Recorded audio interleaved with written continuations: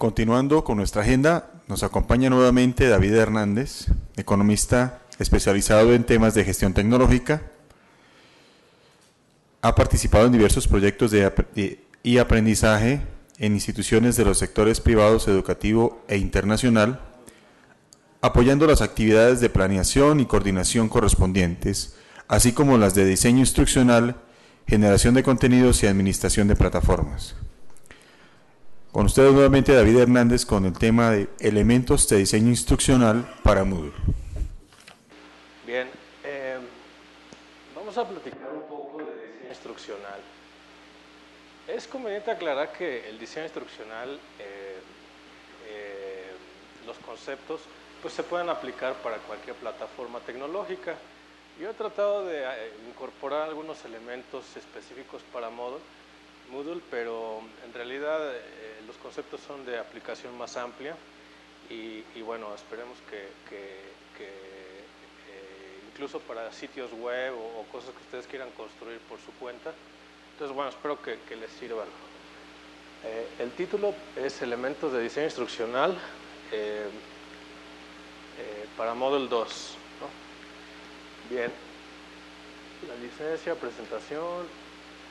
Ayer citábamos a una entrevista del creador de Moodle, que se llama Martin Duyaimas, en el que él nos comentaba que Internet no era una plataforma, Moodle no era una plataforma que estaba revolucionando propiamente la educación, sino que era Internet la que hacía esa gran labor de transformación de la sociedad y que Moodle era una especie de intermediario que nos permitía comprender cómo Internet cambiaba el proceso educativo y que bueno, el profesor de alguna manera tenía que transformar un poco sus capacidades o sus objetivos para poder enseñar a aprender más que enseñar conocimientos. Entonces bueno, esta es una especie de idea que a mí me gusta colocar, sobre todo en este tema de diseño instruccional, porque vamos a incorporar este tipo de elementos, no solamente los elementos de transmisión de conocimiento. Bueno, el diseño instruccional, un poco la historia del diseño instruccional otra vez tiene que ver con la guerra mundial, ¿no? O sea, cuando un país se está preparando para la guerra, pues tiene que crear una cantidad de armas en muy poco tiempo, de una manera muy estandarizada, y cuando está en guerra pues tiene que crear uniformes y satisfacer una serie de demandas tanto bélicas como de la propia sociedad de manera también muy acelerada y por lo tanto con una capacitación muy orientada a esta producción en masa. Entonces en este momento, finales de los 30, bueno, durante la década de los 30 y finales de los 40, se crea realmente el concepto de diseño instruccional como una posibilidad de incrementar la producción a una escala sorprendente con una estandarización muy marcada y evidentemente pues la escuela que nos asegura este tipo de posibilidad de producción es lo que ahora conocemos como conductismo. Entonces digamos que ahí empieza la historia y bueno, se va reinterpretando a lo largo de muchas décadas, bueno, van surgiendo muchos científicos de la psicología, la pedagogía, etcétera, ¿no? Hasta que llega una persona que yo les recomiendo mucho que lean, que se llama Charles Reigeluth, y este señor se puso a investigar si en las teorías del diseño instruccional había alguna lógica que las pudiera, digamos, abarcar como un gran paraguas. Y bueno, él establece esta definición. Dice que el diseño instruccional es una disciplina que se interesa por la comprensión y el mejoramiento de solamente un aspecto de la educación, que es el proceso de instrucción. El proceso de instrucción es algo muy, muy sencillo de entender. Estamos en un estado A, el alumno o los estudiantes, y necesitamos que pasen a un estado B, ¿no? Y el camino que vamos a seguir puede ser lineal, puede ser una curva o lo que sea. El camino de A a B es lo que vamos a llamar la instrucción, el proceso de instrucción, y nosotros tenemos que definir cuál es ese camino. Si vamos a pasar, digamos, de línea recta, con altibajos, dando rodeos, en fin. Entonces, eso es el diseño instruccional para efectos, digamos, muy prácticos y de mucha claridad. Entonces, de alguna manera, el diseño instruccional lo que hace es tomar una cantidad de ideas que están en el ámbito, digamos, de la ciencia, de los conceptos, y los trata de bajar, aterrizar a la práctica docente. Entonces, por eso es una especie de ciencia vínculo. No encontré una palabra mejor, no lo considero propiamente ciencia, pero digamos es una técnica heurística. La heurística se define como, bueno, para fines prácticos se define como dotar a la teoría de práctica y dotar a la práctica de teoría. Entonces es una interfaz entre ambas áreas. Entonces el diseño instruccional pues hace eso, les dota de teoría, de práctica a las teorías del aprendizaje, y en nuestra práctica cotidiana la dotamos de conceptos, ¿no? Y como todo aspecto práctico, pues tenemos que ver con recursos económicos, materiales, el elemento humano, en fin. Entonces tenemos que ver cómo encontramos el camino, la instrucción del camino idóneo que nos maximice el uso de los recursos y que nos minimice el costo de la instrucción. Más o menos son los conceptos que se acostumbra a dar a la idea del diseño instruccional. Bien, entonces vamos a ver una serie de elementos, digamos, que podemos llamar tradicionales del diseño instruccional, y le vamos a ir agregando otros que son propiamente cosas que yo considero deben de incorporarse a la luz del desarrollo de la sociedad de información. Entonces pasamos a la primera parte, que son las teorías del aprendizaje. Bien, yo no soy pedagogo ni he estado realmente nunca haciendo estudios formales de educación. Entonces yo veía muchos conceptos, ¿no? Sobre todo el constructivismo famoso, cuando se mete con Moodle, pues es lo primero que veo, que es una plataforma inspirada en el constructivismo. Y bueno, yo la verdad no tenía ni la menor idea de cómo o qué era eso, ¿no? Pero fui investigando y me quedaba con muy poca claridad también, porque por ejemplo decían que Piaget, pero por otro lado decía yo, no, pero Piaget lo dicen que es cognitivista, o manejaban tal artículo o tal autor, no, que es teoría gestalt. Bueno, entonces yo traté como de adentrarme un poco y armar un esquema personal de trabajo para poder clarificar los conceptos de lo que yo he llamado teorías del aprendizaje, y bueno, esta es la visión de cómo yo las conceptualizo.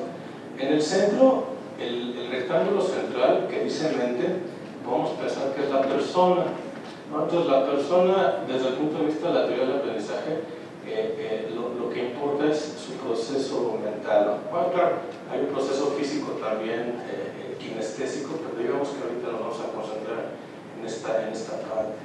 La mente reacciona ante un estímulo, a ese estímulo le vamos a llamar información, y bueno, la reacción que nosotros queremos lograr en un individuo, en un alumno, un estudiante, pues es un resultado, ¿no? Digamos que hasta aquí me sonaba bien el asunto, ¿no? No es muy difícil el proceso de instrucción. Y luego uno va viendo que hay teorías y dicen, bueno, pero mira, es que la persona no nada más es el intelecto, también cuentan mucho sus emociones, o sea, la parte, digamos, entre comillas, no medible de la mente, ¿no? O del self, o del ser. Entonces, bueno, hay que incorporar el aspecto emotivo. Y luego hay otras escuelas que dicen, no, pero espérate, la persona y sus emociones están ubicadas en un contexto, ¿no? Que es la realidad material, ¿no? La realidad objetiva. Bueno, entonces tuvimos que agregar en el círculo, en la parte inferior, la realidad objetiva, digamos. Y otras personas dicen, no, pero espérate, es que no es nada más eso. La persona se relaciona, tiene un intercambio con la cultura, con otras personas. Bueno, entonces tuvimos que agregar lo que yo llamo el entorno subjetivo. No le pongo entorno social o cultural por algunas razones que vamos a ver más adelante. Entonces digamos que de alguna manera, desde mi punto de vista, esta es un marco que nos permite ubicar todas las teorías del aprendizaje, al menos sobre las que yo he leído. Entonces, miren, la primera teoría que digamos, todo el mundo usa es el conductismo, el famoso Skinner, y bueno, la teoría lo que dice es lo siguiente, ¿no? Es la información, pero ¿qué tipo de información? Bueno, la información que tiene que ver con el entorno objetivo, la realidad, digamos, material, ¿no? Lo visible, lo que nosotros podemos tocar, tangibilizar, etc., ¿no? Y nuestro efecto, o el resultado que queremos tener en la persona, pues es una conducta, por eso se llama conductismo, ¿no? Entonces, por ejemplo, puede ser una conducta productiva, una conducta moral, en fin, tenemos un comportamiento en el individuo, ¿no? Entonces, digamos que este esquema nos permite comprender cuáles son los puntos más significativos desde el punto de vista del conductismo. Ahora nos vamos a fijar en el cognitivismo. El cognitivismo, bueno, el autor más relevante, o bueno, de los que yo considero, es Jean Piaget, suizo. Él nos dice, bueno, mira, en realidad lo importante sí es que entre información a la mente, pero el resultado es que en la mente hay procesos mentales de transformación de la información, y lo que importa es que el individuo genere una solución, ¿no? Entonces, digamos,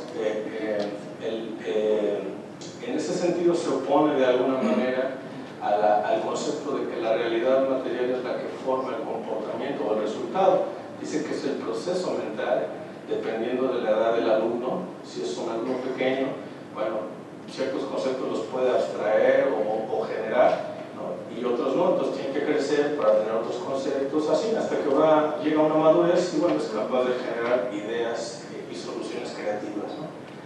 Desde el punto de vista de otra teoría que le llamamos humanismo, lo que importa, dice, bueno, la parte humana, digamos, ¿no?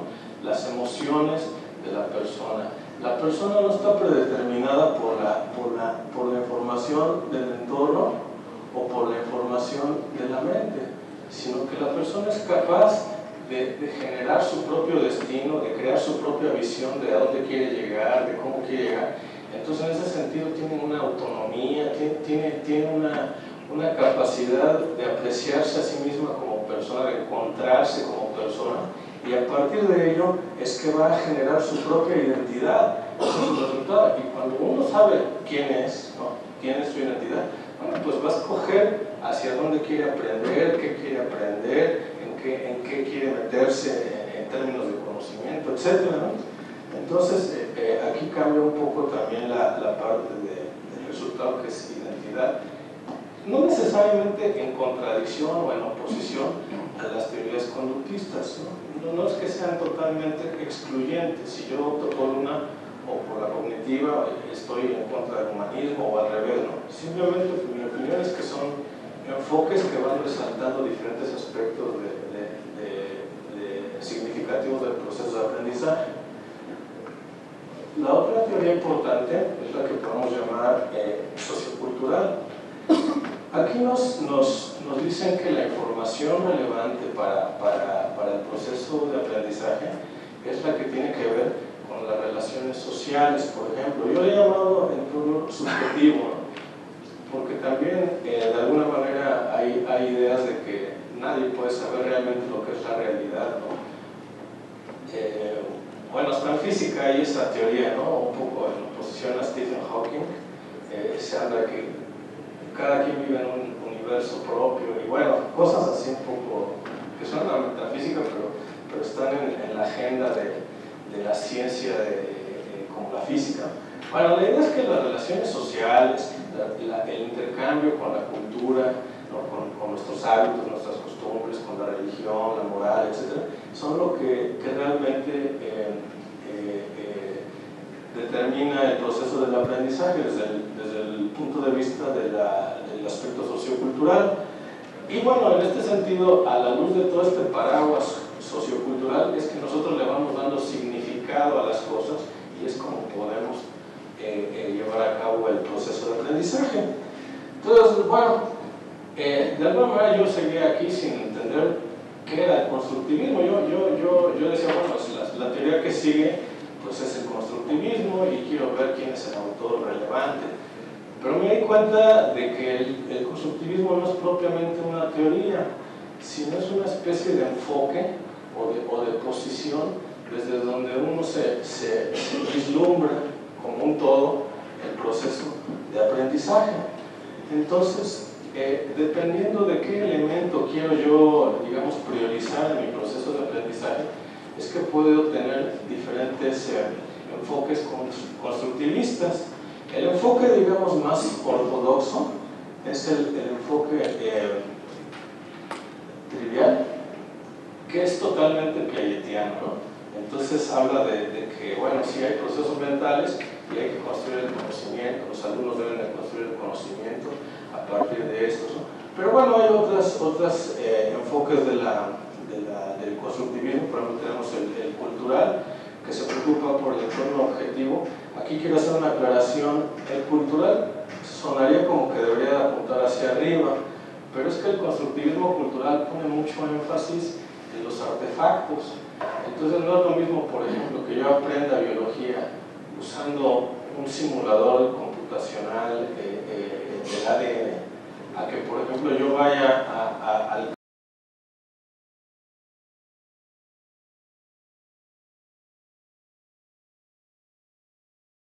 dependiendo del artefacto es lo que yo voy a empezar a entender por biología o por reproducción de las plantas o lo que sea.